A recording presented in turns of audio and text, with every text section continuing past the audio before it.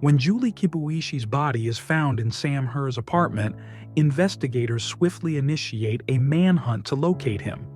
However, the case takes an unexpected twist when a new suspect steps forward, confessing to a crime so shocking and cold-blooded it feels like something straight out of a movie.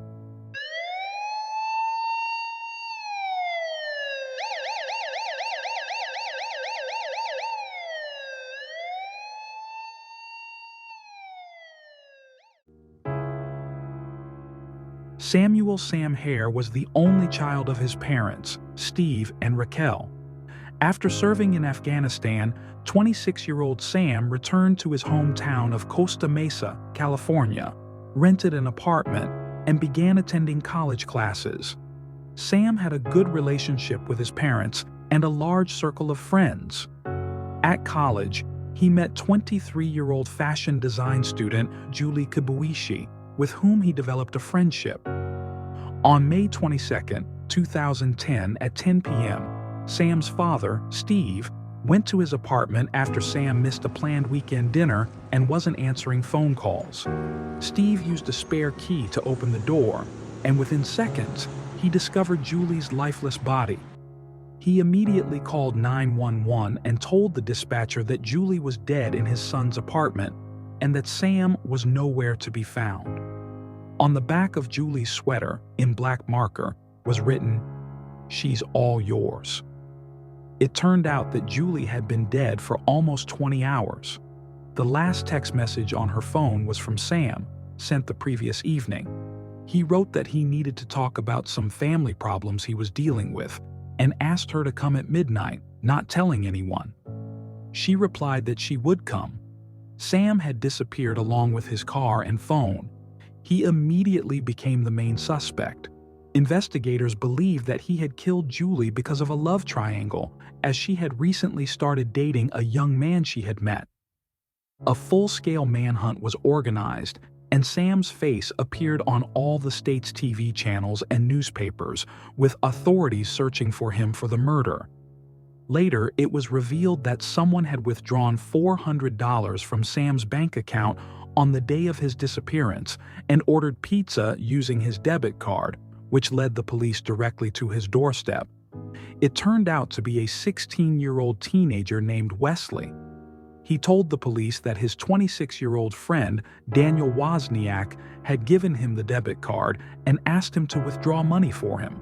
Wozniak was Sam's neighbor. He lived in an apartment 3 floors below with his 25-year-old fiancée, Rachel. The couple was on friendly terms with Sam and Julie and had even invited them to their wedding. Daniel and Rachel worked as actors in the theater. Those who knew the couple said they were inseparable. Daniel was arrested at his own bachelor party, 48 hours before the wedding. He told the police that he and Sam had been involved in some kind of banking fraud scheme, but he had no connection to Julie's murder. He also mentioned that the last time he saw Sam, he was with an unknown man wearing a black baseball cap. His fiancée Rachel told the same story. It later turned out that the man in the black baseball cap didn't exist. A few days later, a local jazz musician named Chris called the police. He had met Daniel and Rachel 2 weeks earlier when he came to watch the play 9, in which Wozniak had the lead role and Rachel was his stage partner. The trio became friends, and Chris had lent them $2,000. At that time, they hadn't paid their rent for 2 months, and they were facing eviction. On May 21st, at 10:30 a.m., Daniel texted Chris, asking him to come to his apartment and pick up the money.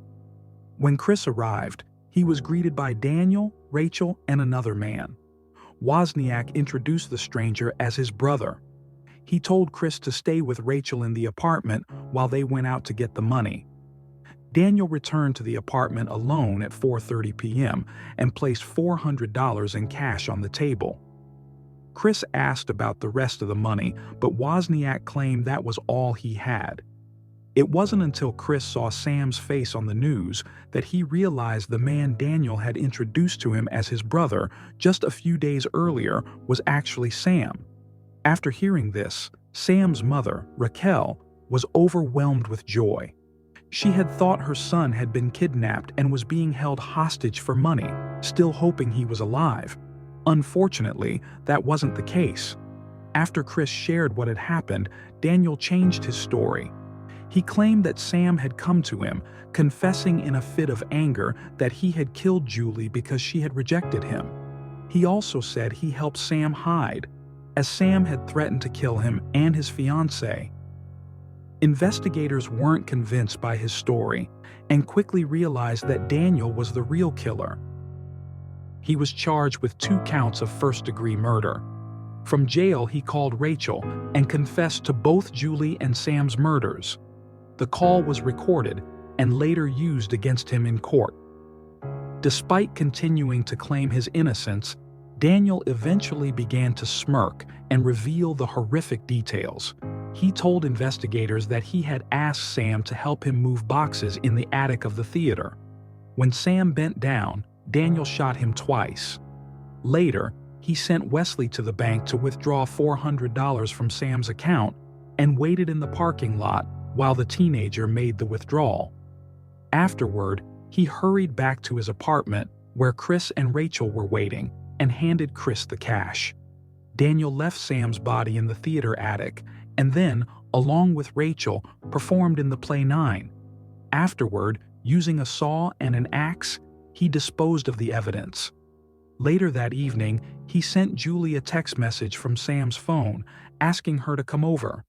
When Julie arrived, he met her in the hallway and told her that Sam was crying in his bedroom, leading her into the apartment.